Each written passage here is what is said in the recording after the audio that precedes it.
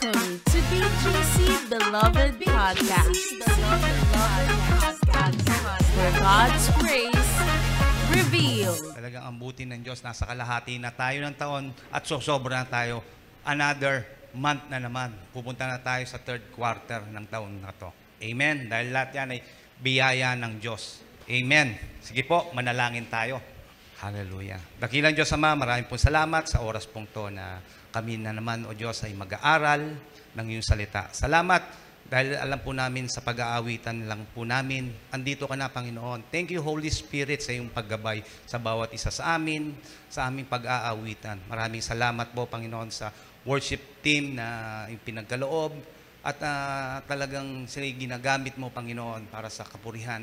Panginoon, at dinadala para sa iyong kalwalhatian. Maraming po salamat sa buhay po nila. At sa amin ngayong pag-aaral na to, kayo po ang manguna sa bawat isa dito na sa mga makikinig sa podcast at God sa mga na andito po sa bulwagang to, na aming binubuksan ang aming puso, ang aming isipan. Kayo nga po ang manguna, Panginoon, sa kanila at sa akin, O Diyos, na magsasalita dito. Gamitin mo lamang po ako para sa iyong kapurihan lamang at wala nang maitataas dito sa pulpitong to. Kung hindi ikaw lamang, Panginoong Hesus, wala na pong iba, ikaw lang.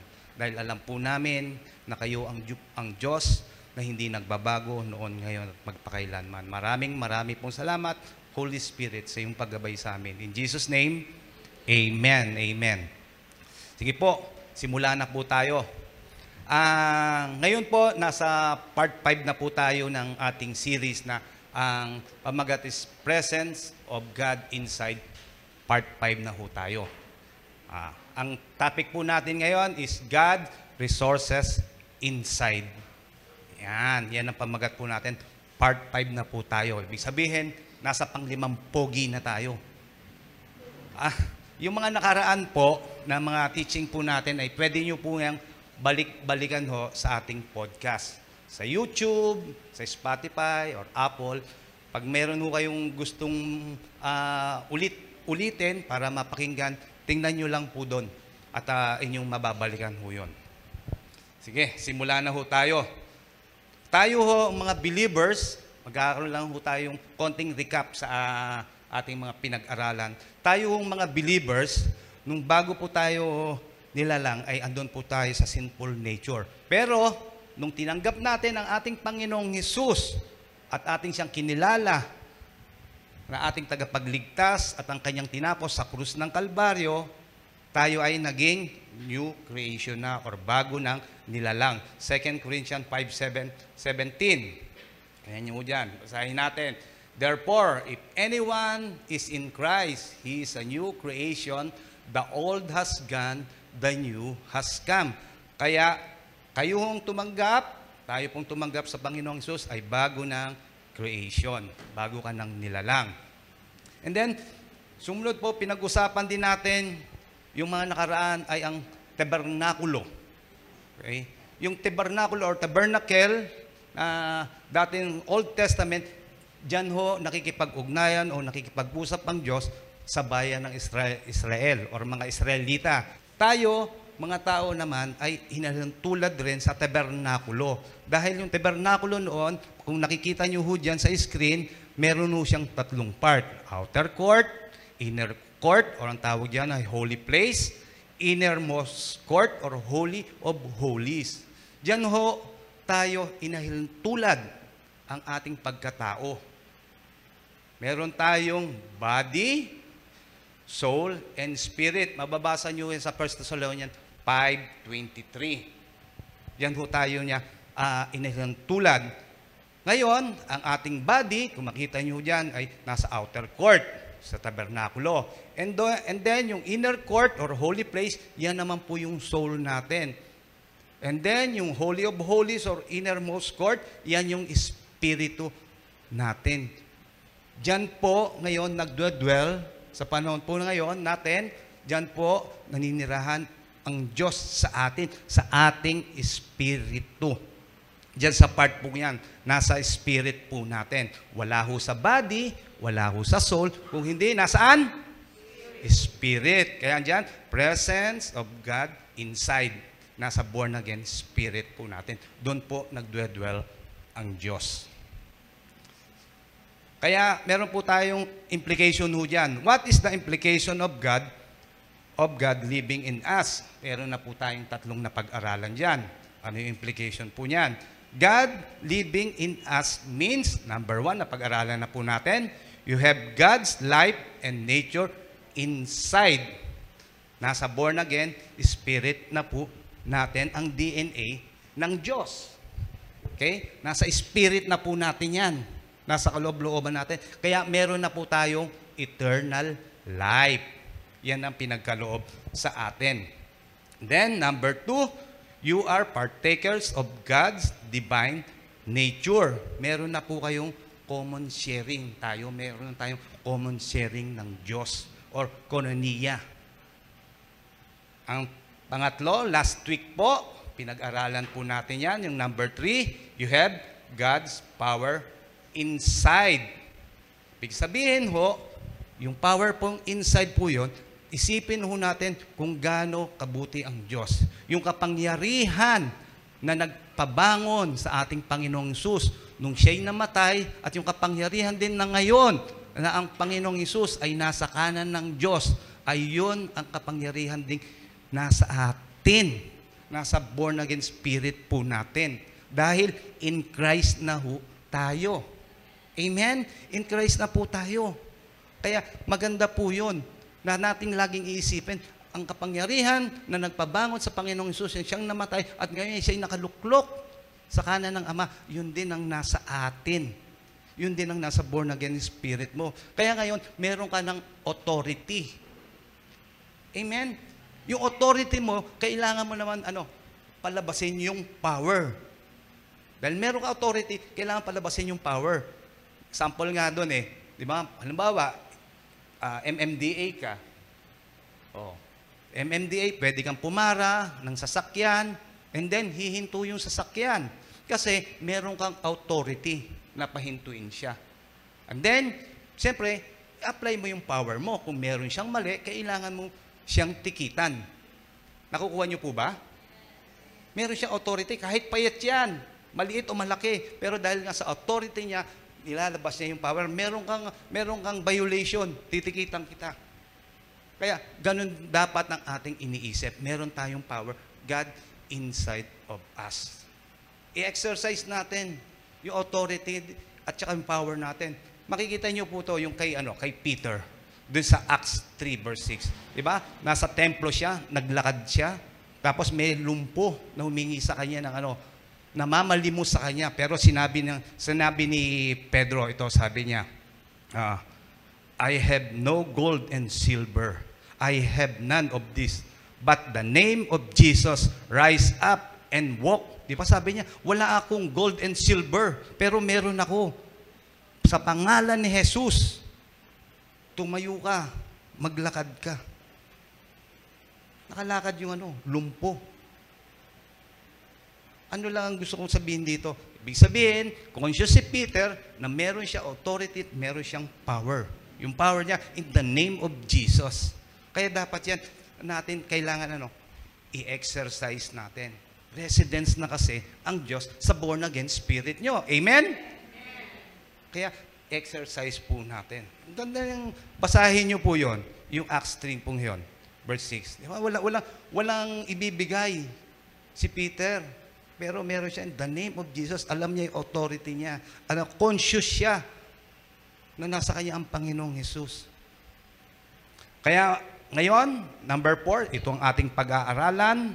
God's living in us means, number 4, you have God resources inside. Dito po tayo magsisimula ngayon ng ating pag-aaralan. Ito po yung part 5. Ang resources po, ibig sabihin rin po yan, ay supply. 2 Peter 1:3. His divine power has given us. Number 1 niya, everything we need for life is, yung life po dyan, ibig sabihin is natural life. And godliness. Number 2, yun po godliness po dyan ay spiritual. Through our knowledge of Him who called us by His own glory and goodness.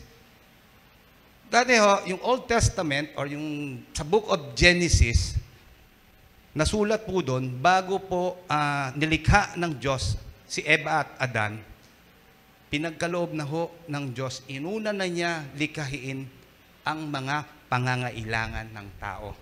Kung nabasa niyo na po yun, una niyang nilikha yung mga pangangailangan ng tao. Kompleto na, ibinigay na ng Diyos. Complete, lahat ng kakainin, magandang tanawin, diba? Mga puno, tubig. Pagkatapos nun, wala nang nilikha ang Diyos. Kompleto na. Yan po yung natural life na kailangan ng tao. And then, number 2, godliness, spiritual. Ano naman yung pinagkaloob sa atin? Spiritual. Yan ay binigay ang Panginoong Hesus sa atin. Ibinigay ng Diyos Ama sa atin ang Panginoong Hesus upang magkaroon tayo ng buhay na walang hanggan. Hanggan, di ba? Dahil yung tinanggap natin siya. Dahil doon, nalaman natin, through Him, meron na tayo spiritual life. Kaya ngayon, dahil alam mo yon, mamumunga ka, siyempre, ng mabubuting bagay. Diba? Ang mabuti, hindi naman magbubunga yan ng masama eh. Dahil alam mo, conscious ka sa kabutihan ng Diyos, mamumunga ka, yung spiritual mo, maglalabas ka ng mga kabutihan. Kaya if you think good, you feel good, you act good. Amen?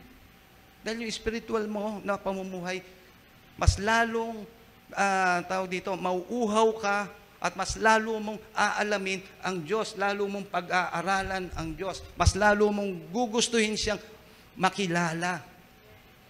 Dahil yung pag-ibig niya, nakita mo na minahal ka ng Diyos. Siyempre, magbubunga yung pag-ibig, hindi mo naman gagantihan ng kasamaan.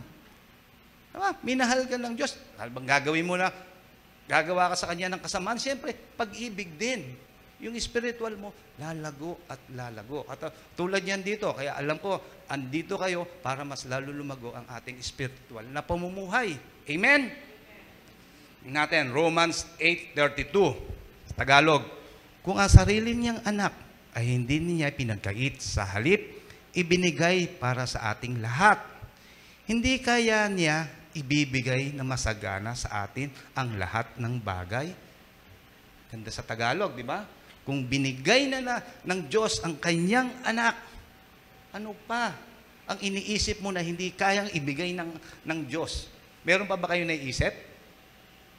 Kanyo? Wala na. Di ba? The best ang binigay sa atin ng Diyos. Hindi lang the best of the best. Amen. Say amen. Bakit? Ang Panginoong Hesus ang binigay sa atin. Binigyan Kanya ng kaligtasan na hindi natin kaya. Hindi natin kayang bayaran ang mga kasalanan natin kung hindi ang Panginoong Hesus lang ang Kanyang dugo. Diba? The best of the best. Kaya itong nasa ating born again spirit, yung resources na ito ay galing sa Panginoong Hesus. Yung sa ating born again spirit natin, galing ang ating kalakasan nito, resource to, galing sa ating Panginoong Hesus. Siya ang nagsusupply sa atin sa born again spirit natin. Kaya dapat lang palabasin natin ng palabasin. Amen. Paniwalaan mo lagi. Hilingin mo kung ano gusto mo. Kagalingan, in the name of Jesus, you have the authority. Hilingin mo. Ideklara mo kung anong gusto mo mangyari sa buhay mo. Believe what you declare. Kailangan tayuan natin yan. Kasi alam mong minamahal ka ng Diyos. Labis na labis ang pagmamahal niya sa iyo. Dahil binigay niya ang kanyang bugtong na anak ng ating Panginoong Hesus para sa ating kaligtasan. Amen.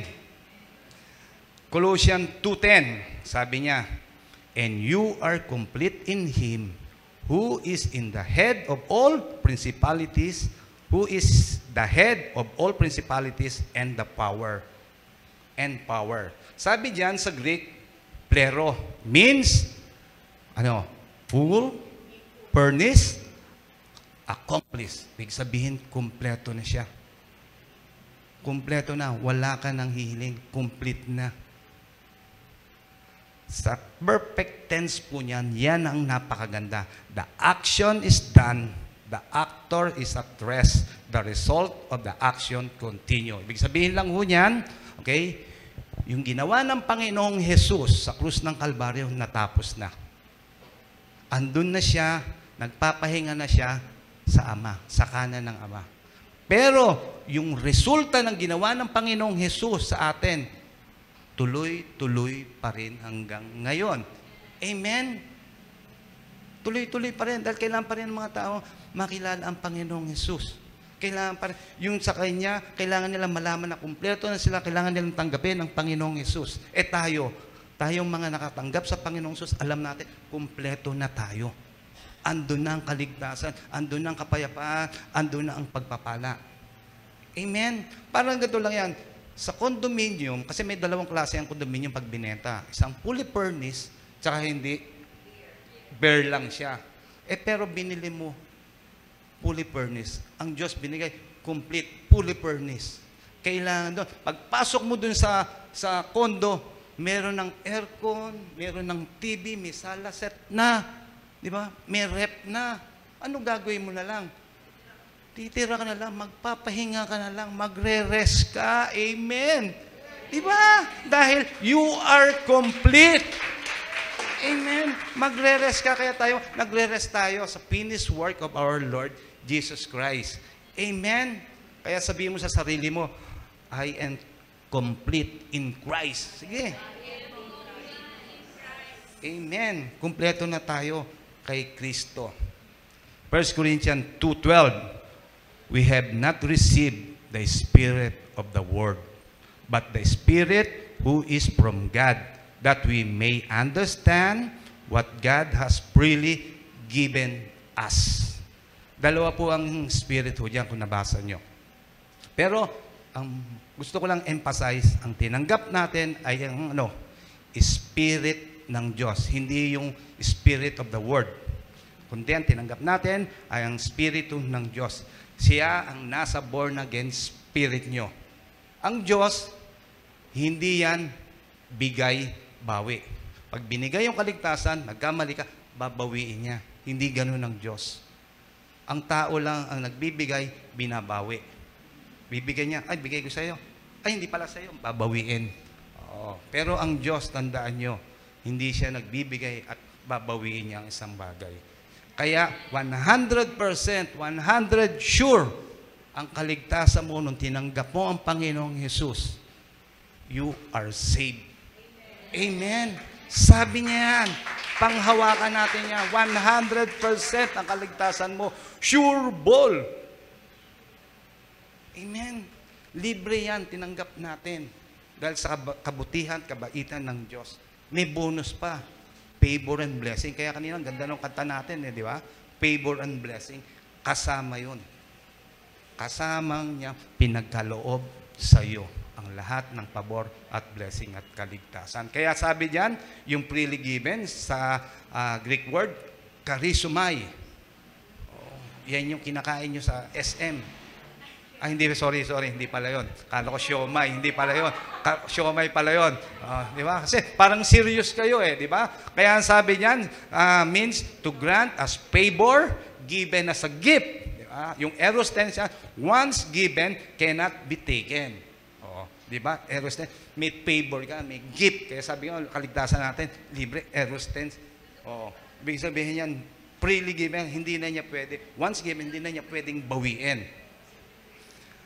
How does God's resources can affect our daily lives? Paano epekto nito sa pang-araw-araw na buhay natin? Ito ang sagot natin. Life application. Stop worrying. Pero pastor, marami talagang worries. Anong gagawin mo? Itong gawin mo. Ayan, basahin natin. How can you stop worrying? Renew your mind from lack to fullness. Amen? Diba? Mula sa kawalan, wala talaga tayo bankrupt tayo. Patungo saan? Sa pagpapala ng Diyos. Yun lagi, i-renew natin ang mind. I-renew. Oo. Tungo sa wala, papunta sa pagpapala at pabor ng Diyos. Yun dapat ang lagi nating iniisip. Diba? May mga tao na talagang pag nag-isip, parang kaganyan lang. Malayo ang tingin, pero wala namang tinatanaw. Oh, may kanta yun, di ba? Malayo ang tingin. Pero di ba ganon? Kasi nag-iisip siya lagi, nakagano. Kundi naman, lagi ano nagbibilang ako ng bituin. Oo. Nasa loob ka lang ng kwarto, anong bituin yan? Pero kailangan natin, again, mag-renew tayo ng mind natin. Isipin natin ang kabutihan ng Diyos. Psalm 23 verse 1. Yan, dalawang translation po yan para makita natin. Yan, TEB tsaka YLT. The Lord is my shepherd. I have everything I need. The Lord is my shepherd. I do not lack. Si David ho, alam niya, sa puso't isip niya, na ang Diyos ang magpo-provide sa kanya. Ano man nangyayari sa kanyang buhay, ang Diyos ang magbibigay sa kanya. Kaya ngayon, mga brothers and sisters, huwag kayong matakot. Alam natin na ang Diyos ang magpo-provide sa atin. Amen? Lalo na ngayon, katapusan. Alam nyo na yun. Andyan na si Judith, tsaka si Jonah. Andyan na siya. Kumakatok na siya sa pinto nyo. Ayan na si Jonah. Katapusan, kumakatok na si Jonah. Ano lang ang masasabi sa inyo? Mag-pray po tayo. Pray tayo sa Diyos. God is inside. Nasa born again spirit natin. Palabasin natin. Lord, alam ko, andyan na si Jonah, pero sasagot ka sa panalangin to. Di ba? Pero sasagot ang Diyos. Sigurado, magugulat kayo. Merong himalang gagawin sa buhay nyo. Hindi niya papupuntahin yung si Jonah. Ewan ko di ba? May mga himala. Hindi ko alam kung paano kayo mag-pray. Pero alam ko, tutugon ang Diyos. Amen? Dahil tayo'y nagtitiwala sa Kanya. Kaya, pagdating noon, hindi dumating si Jonah. Baka sa 1 linggo. Prayer na yun. Na-answer prayer mo. Tapos pagdating doon, nabigyan ka ng pambayad. Amen? Kaya tandaan nyo kasi, ang pastol ang nagkakaloob ng mga kakanin sa mga tupa. Di ba yung shepherd, siya yung nag-aalaga Dadalhin niya ang pagkain sa mga tupa. Kung hindi naman, yung pastol, dadalhin niya yung mga tupa niya sa magandang damuhan. Kasi lalo yung susunod yan, sa 2, the Lord is my shepherd, I have not lack. I will bring him to the green pasture. Dadalhin niya sa magandang damuhan. Wala namang kasing tupa na siya yung gumagawa ng kakainin niya. Meron na ba kayo nakita noon? Wala naman siya. Teka na, magtitimpla ako ng ganito, kakainin ko to. Hindi kasi yung shepherd ko, yung tagapag-alaga ko hindi ako binibigyan ng pagkain. Walang ganon. Yung tagapag-alaga, yung pastol, siya yung bahala. Siya nga yung tagapagtanggol, di ba? Sinasabi, yung si David, pinagtatanggol niya yung mga tupa niya. Pag merong leon, nakakain sa mga tupa niya, binubukan niya ang bibig. Totoo yun. Sinabi ni David, tayo pa ngayon, dapat paniwalaan natin itong verse na to. Paniwalaan natin. Kaya, tanong ko sa inyo, sino ang shepherd nyo? Si Jesus. Amen. Kaya sabihin mo ulit sa sarili mo, ang shepherd ko ay si Jesus. I am complete. Kasi ito yung mga verse na ito ang magpapatatag sa inyo. Kung ano man ang mga dumarating sa buhay nyo, ito ang magpapatatag sa inyo. Alam niyong nasa inyo si Kristo. Ang shepherd nyo ay si Jesus, and then you are complete. Amen. Amen. Worrying is the cause of many health problems. Yan. Talaga, totoo yan. Sa sobrang pag-alala, pumapangit ang tao. Huwag ka nang tumingin sa katabi mo. Sa sobrang pag-alala,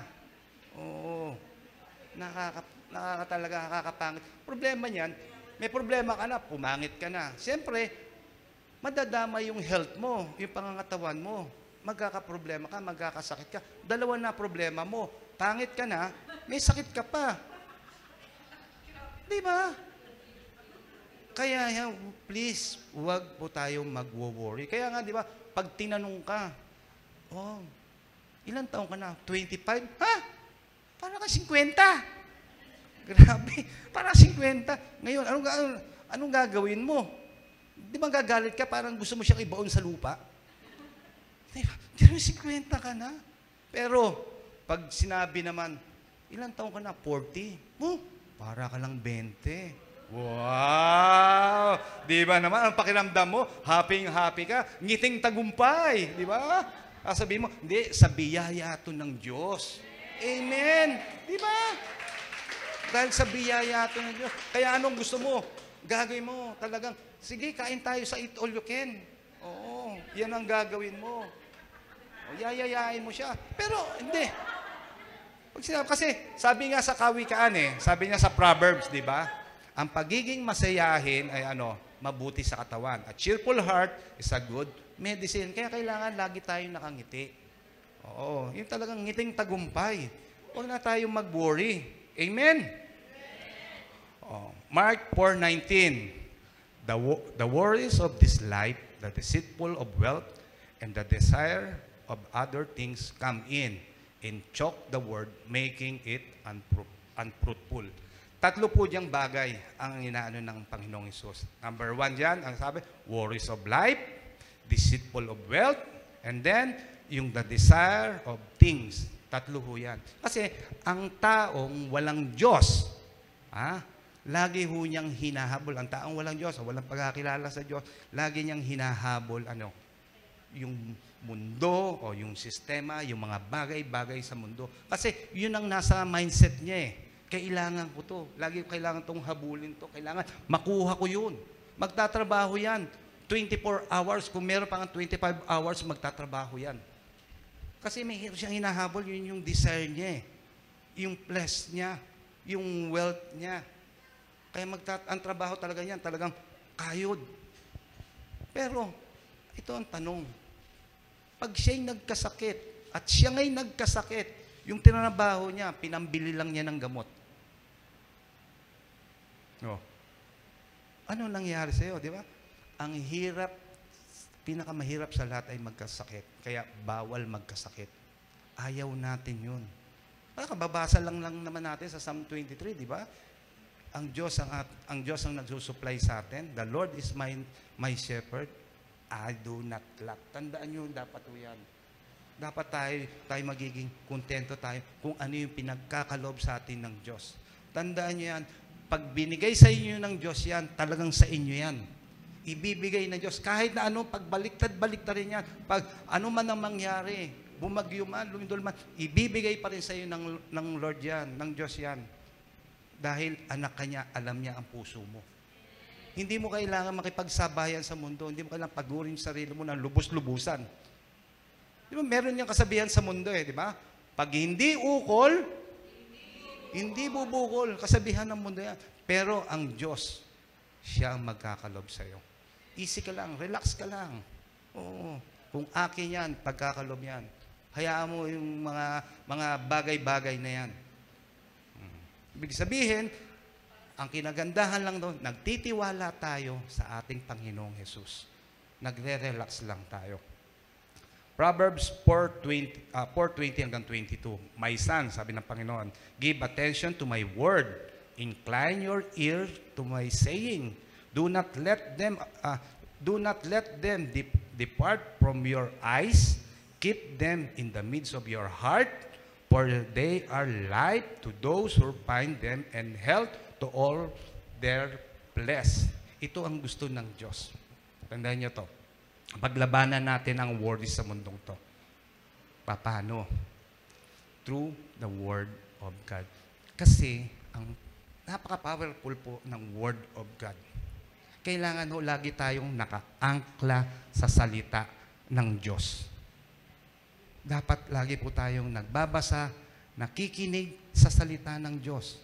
Bakit pag yun ang lagi nating ginagawa, ano yung mangyayari? Sabi niya dyan, life and health.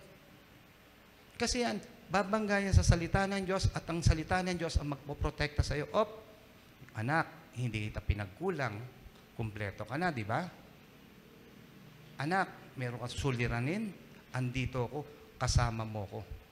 Hindi ka magwo-worries ng todo talaga para ibigay yung sarili mo na halos lumuhod ka talagang pinagdidikdikan mo yung talino mo, yung sarili mo, para lang makuha mo yung isang bagay.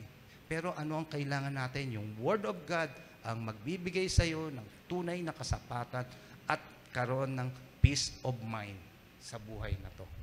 Amen? Ang salita niya, tandaan ho natin, dapat nakaangkla lagi tayo sa Kanya. Basa po tayo ng Word of God. Siya magbibigay sa atin ng katatagan. Mababasa nyo yan sa mga salita niya. Dahil ang pangako ng Diyos, kahit kailan, hindi nagbabago. At lagi niyang tinutupad. Amen? 1 Peter 5:7 NLT. Give all your worries and cares to God, for He cares about what happened to you. Ito ang gusto ng Diyos. Sabi ni Peter, anong dapat natin gawin? Ibigay natin ang worries. Itapon natin sa Panginoong Hesus. Ibigay natin yung sum of worries. Saan ba nakasulat dyan? Di ba? All. Ibig sabihin, lahat. Todo. Lahat ibigay natin kasama pananggulo. Patot pananggulo. Ibigay natin lahat ng worries. Wala tayong ititira. Tandaan natin yan. Kasama natin ng Diyos. Hindi papatalo tayo sa worries dahil kasama natin ng Diyos. Amen? Huwag kayong magpatalo sa worries. Ibigay nyo lahat sa Diyos. Ipanalangin po natin. Give all your worries and care to God. Sa Kanya lang. Huwag sa katabi mo, huwag sa kapitbahay mo. Kung hindi, sa Diyos. Dahil Siya ang sasagot. Siya ang bahala sa iyo. For He cares about what happened to you. Siya ang bahala. 70% of all patients who come from physician could cure themselves if they only get rid of fears, worries, and bad eating habit. Yung bad eating habit, pwede naman yan na, yung ibig sabihin, makontrol. Disiplina lang. Pero yung fears and worry, sabi rito, diba? Pwede palang malutas yan. Pwede palang hindi ka na ma-hospital, hindi na lumala ang iyong sakit. Kailangan lang yung fears at worry mo, wag mo na wag mong iisipin mabuti, bigay mo sa Diyos. Kanina yung binasa natin, di ba? Binasa natin lang kanina lang yan sa Peter 5:7. Bibigay natin yung worries natin sa Kanya. Kaya yung worries natin, yung pag-aalala natin, takot natin, ibigay natin sa Diyos. Malulutas na hindi ka na magkakasakit. Pero kung meron ka pa rin sakit, andyan naman ang biyaya ng Diyos. Siya ang magsusupply sa iyo ng kagalingan. Amen? Laging handa ang Diyos para sa iyong kagalingan. Philippians 4:6-7. Don't worry about anything. Instead, pray about everything. Tell God what you need and thank Him for all He has done. Number 7, if you do this, you will experience God's peace, which is far more wonderful than the human mind can understand. His peaceful will guard your heart and mind as you live in Christ Jesus. Hindi ho natin pwedeng pagsabayin ang worries at prayer. Kaya kailangan lang, lang gusto niya? Mag-pray ka na lang. Kaya gawin natin sa halip, mag-pray na lang tayo. Pray, trust the Lord, and be thankful. Yan ang kailangan na lang natin. Imbis na mag-worry tayo, di ba? Mag-pray na lang tayo, magpasalamat tayo sa Kanya. Ibigay natin lahat sa Kanya, magpasalamat tayo kung ano yung dapat nating pasalamatan. Hayaan mo ang Lord ang gumawa. Ipagkaloob mo na sa Kanya. Lahat.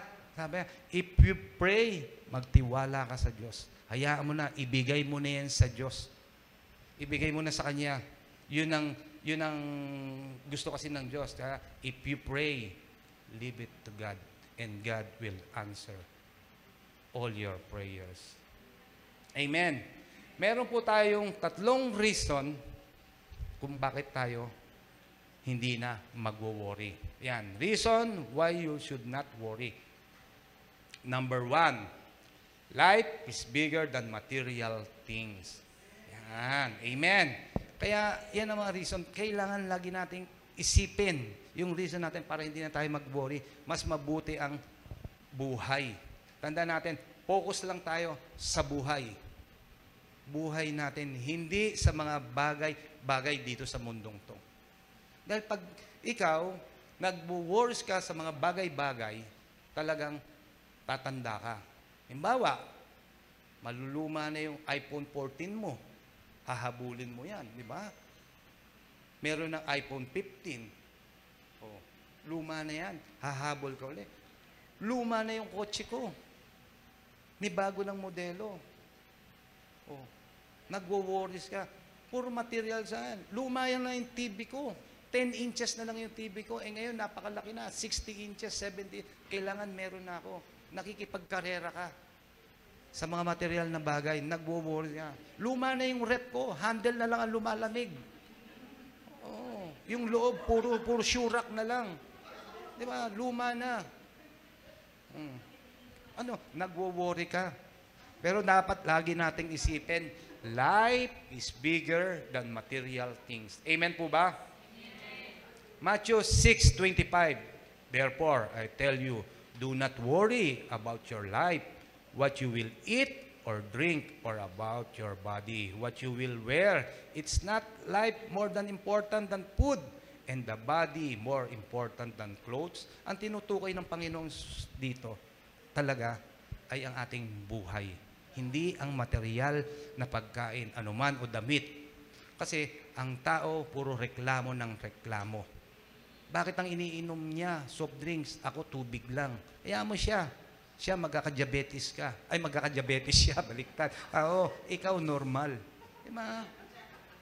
Soft drinks siya, may kulay yung sa kanya, yung sa akin, walang kulay. Hayaan mo, ano ang dapat? Di ba mas maganda ang iisipin natin? Meron tayong mapagpasalamat na puso. Amen. Ganun dapat para mas maganda ang buhay, mas maganda ang flow ng buhay natin. Tayo'y marunong magpasalamat. Alam nyo, sa pinto, ito na lang tandaan nyo, mga kapatid, yung mga guard na nagbubukas sa mall, halimbawa, ganun, kaya pasalamatan yung thank you. Minsan, ngingiti sila. Kasi, ano yun kahit na tinitingnan yung bag mo na, tinitingnan pero hindi naman nakatingin. Di ba? Para pasalamat, thank you. Kasi, yung grateful ng puso mo, grateful heart, nakikita ng Diyos yan Marunong magpasalamat sa maliit o malaking bagay. Amen? Dapat, mas para mapasaya natin ang buhay natin. Pasalamat tayo kung ano ang meron tayo sa buhay.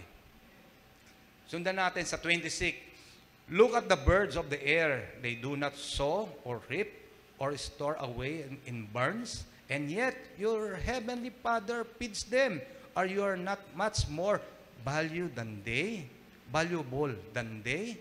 Sabi ni Jesus, mahalaga ang tao kesa sa ibon. Nakita niyo po? Mas mahalaga ang tao kesa sa ibon. Hindi namatay ang Panginoong Hesus para sa ibon. Ganun kayo ka-value. Mahal tayo ng Diyos. Alam niyo ba, ang value ng isang bagay na binibenta, hindi kung magkano mo siya binibenta o yung binibenta ng seller. Napanood niyo na ho ba yung kay Boss Toyo? Di ba? Pag meron kang dinadala doon sa YouTube, di ba? Yung value na, di ba? Nagdala ka ng sapatos. Yung sapatos ni yung Water Jordan. Air Jordan. Dinala yan, Air Jordan. Di ba? Sasabihin ni Boss Toyo na, or kahit na anong klase yan, kahit anong klaseng ibebenta niya, pag tiningnan niya yan, ito ang presyo niyan. 10,000. Yun ang value niya. Kahit sabihin mo kasi na, hindi, 20,000 yan. Hindi, yung seller, 20,000, hindi. Ito ang value niya. Alam ko, 10,000. Big sabihin lang, pinakikita yan, di ba? Yung nagbabayad, ang mas merong kapangyarihan. Di ba? Siya, kasi yun ang bibili. Siya yung bibili. Kahit sabihin mo nga 1 milyon yan, pero kung ayaw niya bayaran, hindi. Air Jordan, hindi 1 milyon yan. 10,000 lang yan. Ganun lang ka-value niya kung ano yung value niya. Pero sa ating buhay na to, tingnan nyo ang value natin sa Panginoong Hesus. Naisip nyo na po ba yan? Kung ano ang value? Isipin nyo, ano ang value ng Diyos sa inyo kung gaano niya kamahal. Sino ang pinadala niya? Sino pinambayad niya? Ang Panginoong Jesus para sa ating kasalanan. Nabubuo ang kanyang dugo para sa atin, para tayo mapatawad sa mga kasalanan natin. Amen? Binigyan tayo niya ng buhay na walang hanggan. Amen? Hallelujah! Yan ang value na binigay at pagmamahal sa inyo ng Diyos. Amen? Sobrang talagang mapapa-amen ka na lang. Napaka-value mo sa Lord. Valuable ka sa Diyos. Mahal na mahal ka ng Diyos. Nilinis ka niya, kanyang dugo. Ganon ang pagmamahal ng Diyos sa iyo. Ganon kanya binalyo. Pinadala niya ang kanyang bugtong na anak. Amen? Napakabuti ng Diyos. Kaya, Matthew 6:27, who of you, by worrying, can add a single hour to his life? Patanong yan. Question mark. Patanong. Oo. Sino makakapagdagdag sa inyo ng isang oras sa inyong buhay? Magtaas ng kamay. Wala. Oo. Ibig sabihin, hindi nyo kaya. Oo. Dahil kung kaya nyo, mag-worry tayo kung makakapagdagdag tayo ng isang oras sa isang buhay natin. Worry pa more, add 1 hour. Worry pa more, add 1 hour ulit. Oh, ano, di ba? Oh. Kung ganon. Eh kaso hindi ganon. Di ba? Kasi hindi nga natin kaya magdagdag. Kaya tigilan na natin ang pag-worry. Amen. Yun lang naman yun eh. Huwag ka na mag-worry. Huwag na mag-worry. Kasi yan. Kasi hindi nga makakapagdagdag ng hindi makapagdagdag ng buhay nyo. Oh, kaya huwag kayong mag-worry dahil nasa inyo ang Diyos. Amen? Oh, ha? Pag walang maidudulot na maganda, huwag nang mag-worry. Tigil. Stop. Yun lang yun. Ganun lang kasimple. 1 Timothy 6:10, for the love of money is a root of all kinds of evil. Some people, eager for money, have wandered from the faith and pierced themselves with many griefs. Ayan, ito alam nyo, pag pera talaga ang pinag-uusapan, hindi naman masama po ang pera. Sa totoo lang, hindi po masama ang pera. Tandaan nyo yan, sa buhay mong to, wag maging basehan, ang pera ay nagiging kasiyahan mo. Magandang yumaman. Dahil sabi naman ng Panginoong Hesus, di ba, sa 2 Corinthians 8:9, bagamat siya'y mayaman, siya'y naghirap. Oo, para tayo ay yumaman. Pero, and then, yung 2 Corinthians 9:8 naman, sabi niya, kayo'y pinagyaman para to do good works. Ibig sabihin, pinagyaman ka ng Diyos para gumawa rin ng mabuting bagay, para pagpalain mo naman yung iba.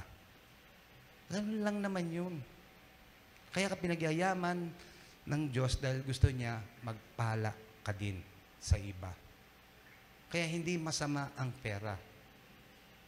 Kailangan, alam mo lang, huwag mo lang maging master ang pera. Kailangan ang pera ay ginagamit natin sa magandang bagay. Ginagamit natin sa tamang pamamaraan. Hindi na yung pera ang nagmamaster sa'yo. Siya na ang nagdidikta ng buhay mo. Kasi pag minahal mo ang pera, alam niyo ba yan? Nag-iiba ang pananaw mo sa buhay. Nag-iiba na yan. Mag-iiba na. Pati ang mga prinsipyo mo sa buhay, magbabago na. Nag-iiba na. Lahat na parang gusto mo nang bilhin. Pati yung tao, bibilin mo na. Dahil nga, yung pera na ang nagmamanipulate sa'yo. Dapat hindi ganun. Ikaw ang dapat magkokontrol sa pera kung saan siya pupunta. Dito ka dapat. Dito ka, ipagkakalob kita rito, dito ka sa magandang bagay. Kaya meron nga tayong kasabihan dyan. Diba? You can buy bed, but you cannot buy sleep. Kung may pera ka, tama, makakabili ka naman talaga ng kama.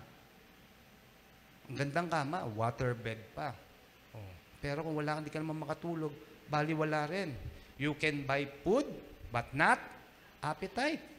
Eat all you can ka. Pero kung wala kang appetite, wala rin yan. Hindi rin yan. Kayang-kaya mo magbayad lahat, nakakainin mo. Andun ka pa sa cruise ship, pero wala kang panlasa, wala kang, baliwala. Hindi mo makakain yung dapat mong kainin. You can buy house, but not home. Oh, maganda nga bahay mo. Ang gulo naman ng pamilya mo. Pag nagkita, nagbabangayan na gano'n, nag-aaway. Di ba? Diba? Nag-aaway. Pag kayo, di ba? Hindi home sweet home. Okay? Ito ang reason why you should not worry. Number 1, life is bigger than material things. And then, number 2, God is bigger than our needs. Matthew 6:31 hanggang 33. You do not worry. So, do not worry saying, what shall we eat? Or what shall we drink? Or what shall we wear? For the pagans run after all these things, and your heavenly Father know what you need them. And then, 33, but seek first His kingdom and His righteousness, and all these things will be given to you as well. Alam ng Lord ang pangangailangan natin. Simula pa lang. Kanina sinabi nga, di ba, sa Genesis, pinagkaloob na ng Diyos ang lahat ng pangangailangan ng tao. Nakahanda na yun. Ang kailangan lang, isik lang natin yung righteousness niya. Pero alam ko, dahil lahat ng tumanggap ng Diyos, alalahanin nyo, ibinigay sa atin ng righteousness sa pamamagitan ng ating Panginoong Hesus. Di ba? We are the righteousness of God in Christ. Ano lang kailangan natin? Mag-rest tayo. Just rest in Lord Jesus Christ. Mag-rest tayo. Pahinga tayo sa Kanya. Pero hindi ibig sabihin ng pag-rest, magiging tamad ka. Ibig sabihin rest, higa na lang ko. Dadaan. Para kasi one tamad, babagsak din niyang, ano yan? Bayabas. Nakanganga. Tapos hintay na lang, babagsak yung bayabas. Pero hindi ganun ang gusto ng Diyos. Nagre-rest ka, nagtitiwala ka lang sa Kanya. Meron kang ginagawa, pinagkakaloob mo sa Kanya yung gawa mo. Dahil sa biyaya niya, alam niya, napapaboran ka niya sa lahat ng ginagawa mo. Ano man ang lakaran mo, pinagpala ka na. Ano man ang hawakan mo, pinagpala ka man. Kung saan ka man pumunta, pinagpala ka. Hinahabol ka ng pagpapala. Amen! Amen! Sige, palakpakan po natin ating Diyos. Yan ang pinagkaiba. Di ba kaya kanina yung pagan, di ba sinabi? Yan ang pinagkaiba ng mga righteous or mananampalataya kesa sa mga pagans or yung mga walang pagtitiwala sa Diyos. Yun ang pinagkaiba natin sa kanila. Ano yun? Sila, lagi silang nagbebeg, nagmamakawa, Lord, bigyan mo naman po ako nito. Ang dami ko nang ginawa para sa iyo. Di ba? Nag-ano na ako, lumuhod na ako ng ganito. Di ba? Naubos na yung tuhod ko, kakaluhod, yung daliri ko, talagang, kasi nagbebeg sila. Pero dahil nga tayo righteous na, pinagpala na tayo. Yun ang pinagkaiba natin. Tayo pinagpala na, alam na ng Diyos ang kailangan na ipagkakaloob niya sa atin. Yes and amen. Kanina nga yung kanta natin, di ba? Yes and amen. Yun ang pabor natin. Merong pabor ang Diyos sa mga righteous people. Amen? Amen. Pero, isipin niyo pa rin talaga, ang buti-buti ng Diyos. Bakit? Pinasisikat ng Diyos ang araw sa masama at mabuti. Ganun pag-ibig ng Diyos. Pinapapatak niya ang ulan sa masama at mabuti. Ganun kabuti ang Diyos. Amen? Ang kailangan lang natin talaga ay pagtiwalaan ng ating Diyos na buhay para hindi tayo mag-worry sa buhay na to. Alam ko kasi, ba't tayo mag-worry? Nakatapak tayo dito sa lupang to. Marami pang problema. Pero ang gaganda ng sinasabi ng Diyos, ang kanya yung Word of God na nagbibigay sa atin ng kalakasan. Sa mga binabasa natin, simula pa lang umpisa, nagiging kalakasan nating espiritu. Amen? Number 3, reason why you should not worry, now is bigger than tomorrow. Matthew 6:34, therefore, do not worry about tomorrow, for tomorrow will worry about itself. Each day has enough trouble of its own. Huwag kayong mag-worry para bukas. Kung ano man, kahit sabihin, sa isang buwan, di ba, bagong buwan na, andyan si June, huwag kayong mag-worry. Dapat focus lang tayo sa present. Ngayon, yun ang ating pinagkakaabalahan. Amen? Ano mang ginagawa natin, dapat i-enjoy natin. Kasi bukas di naman natin alam. Nakikita lang natin yan. Oo. Sabi nga sa weather forecast, kaya nga pag-asa. Aaraw bukas, pero umuulan naman. Oo. Kasi hindi naman nila alam eh. Wala naman yun eh. Hindi talaga accurate kahit anong sabihin nyo. Kaya ano ang kailangan natin? Ngayon, present na to, mag-focus tayo, maging masaya tayo sa ating buhay. Yung kinabukasan, hayaan na lang natin, di ba? Sabi niya, ibigay na lang natin para sa kinabukasan yun. Kailangan maging makabuluhan ang buhay natin ngayon. Yan ang gusto ng Diyos.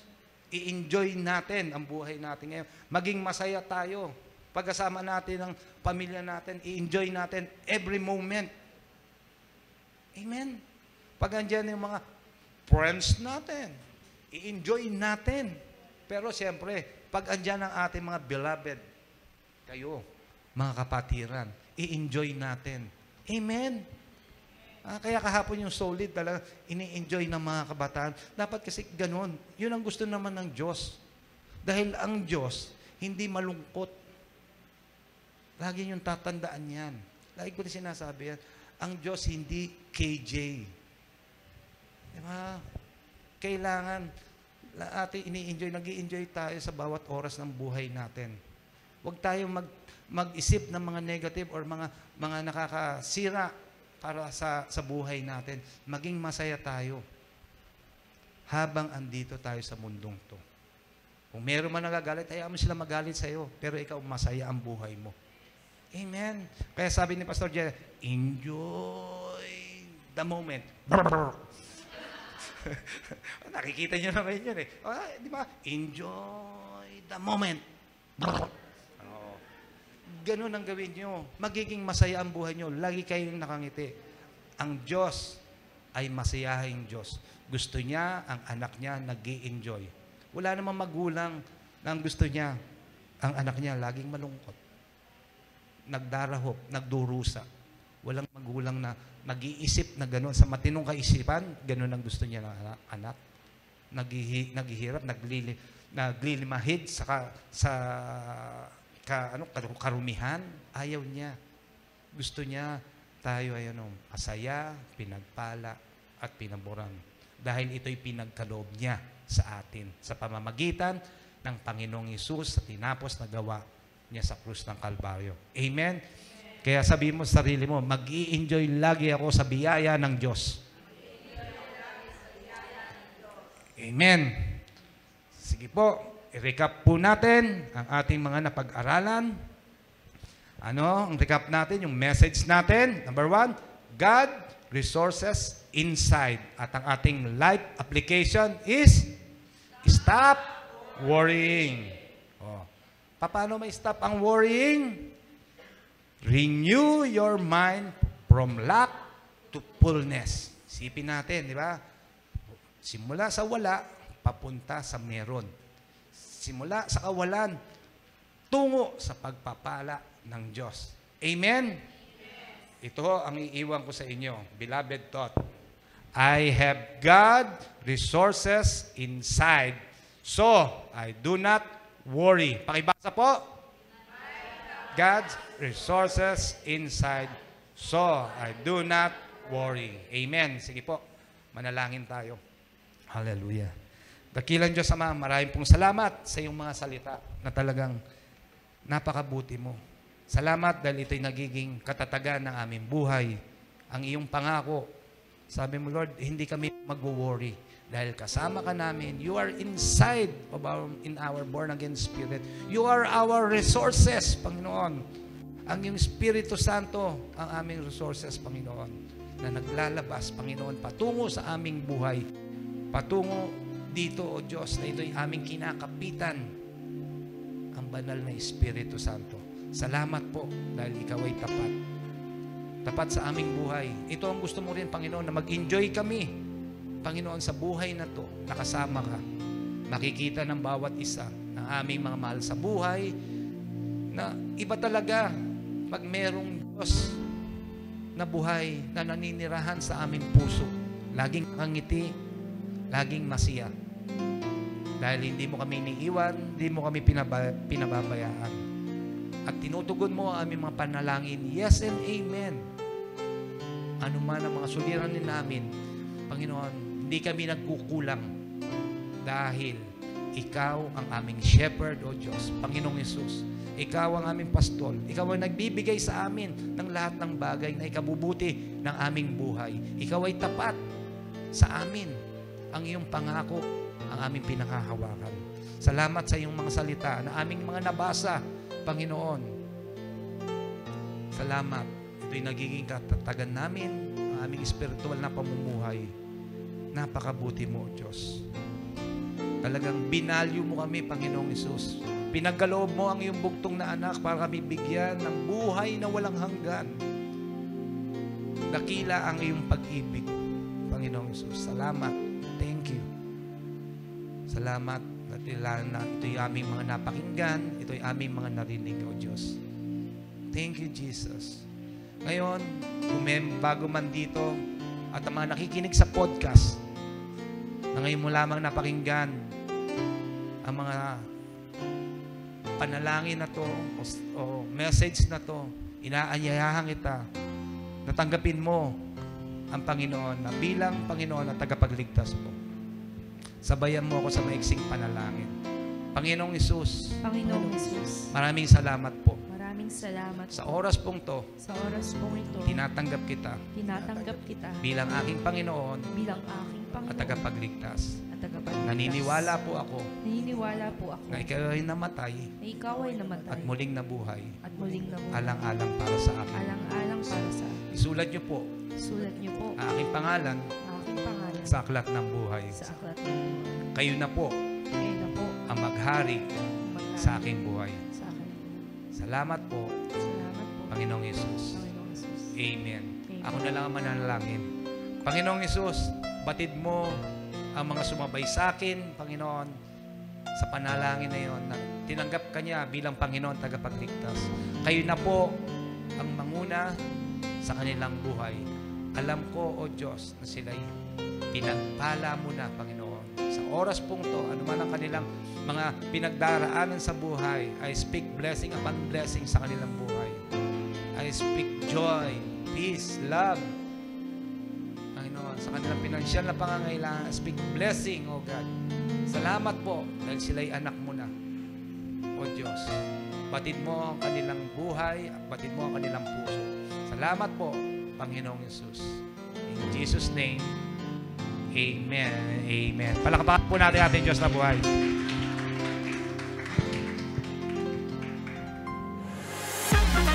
Thank you for listening. This is PGC Beloved Podcast, where God's grace revealed.